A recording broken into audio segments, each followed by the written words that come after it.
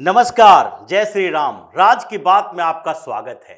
एक तरफ देश सांस्कृतिक मुक्ति की ओर बढ़ गया है। प्रधानमंत्री नरेंद्र मोदी ने श्री राम लला की प्राण प्रतिष्ठा कर दी है, तो दूसरी तरफ वो लोग खड़े हैं जो इस प्राण प्रतिष्ठा समारोह के खिलाफ दिन भर जहर उगलते रहे, जिनको हिंदुओं का विरोध करना अपना नैतिक अधिकार और कर्तव्य दिखता है, क्योंकि इन लोगों को एक वर्ग विशेष को खुश करना है। ऐसे लोग पूरे दिन जिस तरीके से जहर उगलते रहे, अलग अलग प्रपंच करते रहे, उसको जानने के बाद यही लगेगा कि इन गद्दारों को देश से निकाल देना चाहिए। बात कर रहे हैं रवीश कुमार की, बात कर रहे हैं अजीत अंजुम की, बात कर रहे हैं पुण्य प्रसून वाजपेयी और अभिसार शर्मा जैसे पत्रकारों की, और साथ ही बात इस बात की होगी कि अरविंद केजरीवाल जैसे धूर्त नेता, राहुल गांधी जैसे सनातन विरोधी नेता, स्टालिन जैसे हिंदू विरोधी नेता, ये सारे के सारे लोग दिन भर कैसे जहर उगलते रहे, किस तरीके से एन केन प्रकारेण प्राण प्रतिष्ठा समारोह में खलल डालने की, विघ्न डालने की कोशिश करते रहे, क्योंकि ये सांस्कृतिक मुक्ति का मार्ग प्रशस्त करने वाला है। हमारी संस्कृति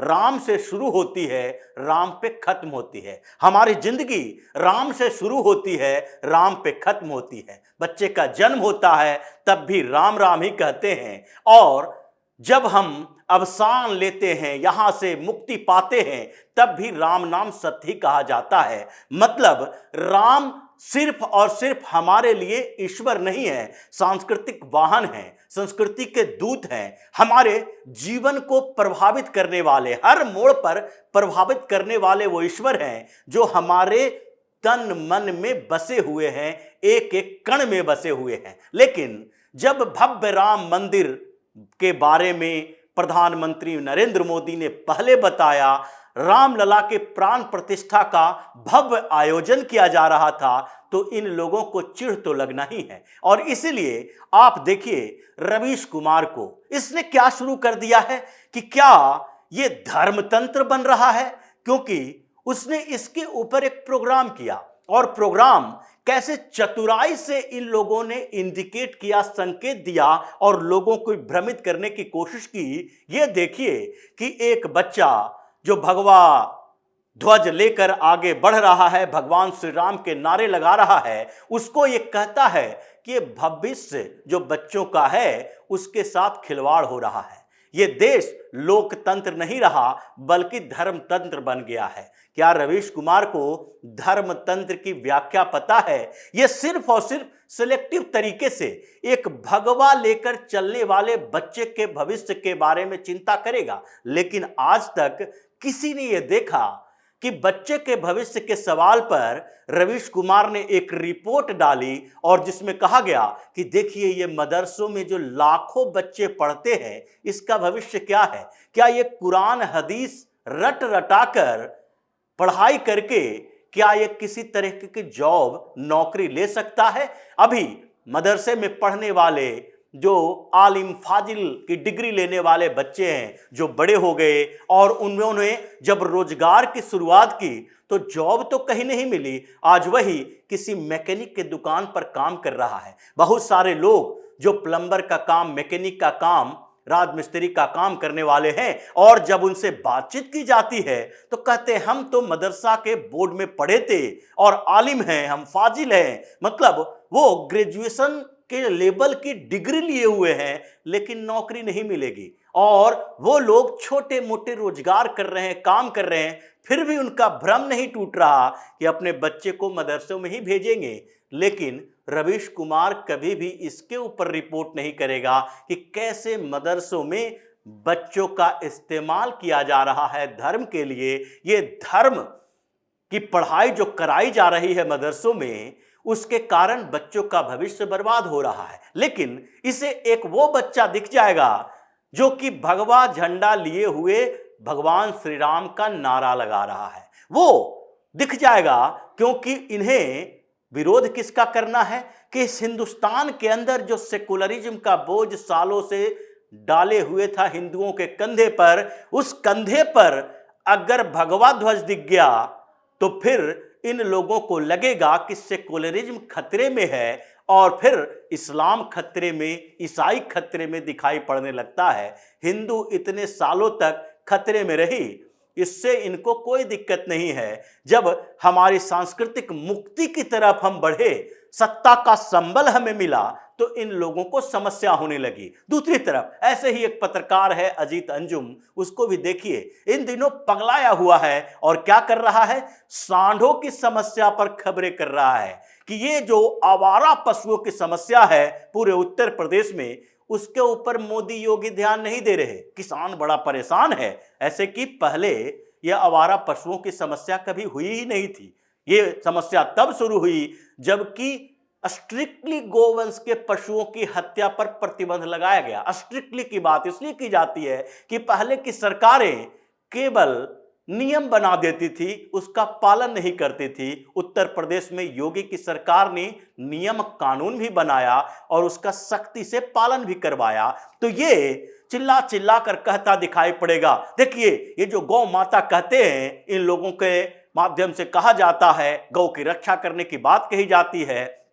ये लोग और जिन लोगों ने इसके लिए वादे किए थे, वो लोग कैसे आवारा पशुओं को छोड़ दिए हैं। सांडों की समस्या पर इनको दिक्कत हो रही है क्योंकि वहां नंदी दिखाई पड़ता है। इन लोगों को बंदरों की समस्या दिखाई पड़ेगी क्योंकि वहां हनुमान दिखाई पड़ते हैं। और ये कॉन्स्पिरेसी ऐसे करता है कि सामान्य लोग दिग्भ्रमित हो जाए, समझ ही ना पाए कि ये क्या हो रहा है, इसके कहने का मतलब क्या है। ये तो हमारे लिए ही बात कर रहा है। जैसे बहुत सारे लोगों ने कहा, इस बात के जिक्र किया कि देखो रवीश कुमार किस तरीके से बच्चों के भविष्य को लेकर इतना सक्रिय है कि वो बता रहा है कि बच्चों को पढ़ाई लिखाई करना चाहिए, धर्म में, धर्म और संस्कृति के तरफ इतना झुकाव नहीं रखना चाहिए। यही तो दुर्भाग्य रहा हमारे हिंदुस्तान का, जो आज ये स्थिति देखने को मिल रही है अलग अलग राज्यों में। अगर हमने ये शुरुआत की होती और पहले से बच्चों को सिर्फ और सिर्फ पूजा पाठ के अलावा अपनी संस्कृति, अपने धर्म के प्रति कठोरता की भाषा सिखाई होती, तो आज पूरा नॉर्थ ईस्ट क्रिश्चियन नहीं हो गया होता। आज केरल में हिंदुओं की जनसंख्या कम होते होते 53-54% नहीं रह गई होती। 10 सालों में 56% से 54% नहीं हो गया होता। और इसी तरीके से ये तमिलनाडु में स्टालिन जैसे नेता ये नहीं कहता कि सनातन को तो खत्म होना चाहिए, ये डेंगू मलेरिया जैसी बीमारी है। ये कहने की औकात उसकी नहीं होती क्योंकि हमने बचपन से ये नहीं पढ़ाया और ऐसे ही धूर्त लोगों ने हमें दिग्भ्रमित किया। यही आज आधार बनता जा रहा है। इसी तरीके से इन पत्रकारों की बात छोड़िए, अब नेताओं की बात भी यही है। ये लोग क्या कर रहे हैं, धूर्तता। वैसे ही जैसे अरविंद केजरीवाल की बात देखिए, अरविंद केजरीवाल इतना धूर्त नेता है कि ये समझता है कि हम विरोध भी करें और समर्थन भी लें, इसलिए रामलीला करवाएगा। दूसरी तरफ टोपी पहन के दूसरे मोहल्ले में जाएगा तो वहां कहेगा ये तो दिखाने के लिए है, भारतीय जनता पार्टी को हराना है तो हिंदुओं को डिवाइड करना होगा और इसके लिए जरूरी है कि हम हिंदुओं में फूट डालते रहें, मुसलमानों को एकजुट करते रहे। ये दिखावे की प्रवृत्ति पूरे दिन चलता रहा, लोग मुस्कुराते रहे। अरविंद केजरीवाल के अलग अलग आयोजनों में ये जो आम आदमी पार्टी के कुछ कार्यकर्ता, कुछ नेता यही दिखाई पड़े। रामलीला 3 दिन तक चला, लेकिन उस रामलीला में आगे से पीछे तक हर रो में जो भीड़ दिखाई पड़ रही थी, लोग थे, ये आम आदमी पार्टी के वो नेता थे जो ये कॉन्स्पिरेसी रच रहे थे। वो सारे नेता ही दिखे, जनता को इनसे कोई लेना देना नहीं है क्योंकि लोग अब इनके तरीकों को समझ चुके हैं। इनके तरीके किस तरीके से हिंदुओं के विरोधी हैं वो समझ चुके हैं। ये अब ज्यादा बेवकूफ नहीं बना सकते। उसी तरह राहुल गांधी असम में गए, आज तो हम मंदिर में जाएंगे। राहुल गांधी को पता था कि अगर वो मंदिर जाएंगे तो उस समय दर्शन करने नहीं दिया जाएगा क्योंकि हिंदुस्तान के अलग अलग एरिया में जहां भी भारतीय जनता पार्टी की सरकार है वहां हर मंदिरों में लाइव टेलीकास्ट कराया जाना था। पूजा करने के लिए मंदिर के द्वार पट बंद कर दिए गए थे। 2-2:30 बजे के बाद आप दर्शन कर सकते हैं। ये कंट्रोवर्सी क्रिएट करना था, धरना देना था, प्रदर्शन करना था, कांग्रेस को ये बताना था कि हम भी हिंदुओं के पक्ष में हैं।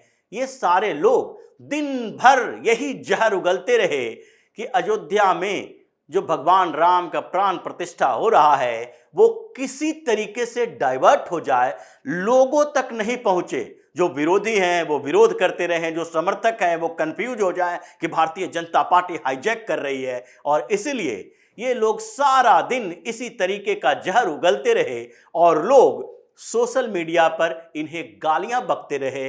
इनके जो सोशल मीडिया अकाउंट है उस पर जाकर बोलते रहे और रवीश कुमार जैसे लोगों के वीडियो पर जाकर कमेंट करते रहे कि तुम जैसे धर्मद्रोहियों, देशद्रोहियों को यहां रहने का कोई अधिकार नहीं है। और ये स्थिति अब सब दिखाई पड़ रही है। लेकिन अब ये विजय रथ, धर्म यात्रा जो पीएम मोदी ने शुरू की है वो अब रुकने वाला नहीं है। 2024, 2029 कभी भी ये रुकेगा नहीं। इन विधर्मियों के कारण अब ये देश फिर से वो स्थिति में नहीं जाएगा जो 1947 के बाद गया, जबकि प्रधानमंत्री तत्कालीन जवाहरलाल नेहरू सोमनाथ मंदिर के उद्घाटन में राष्ट्रपति डॉक्टर राजेंद्र प्रसाद को जाने से रोकने के लिए भरसक कोशिश कर चुके थे। उस स्थिति में अब नहीं जाएगा।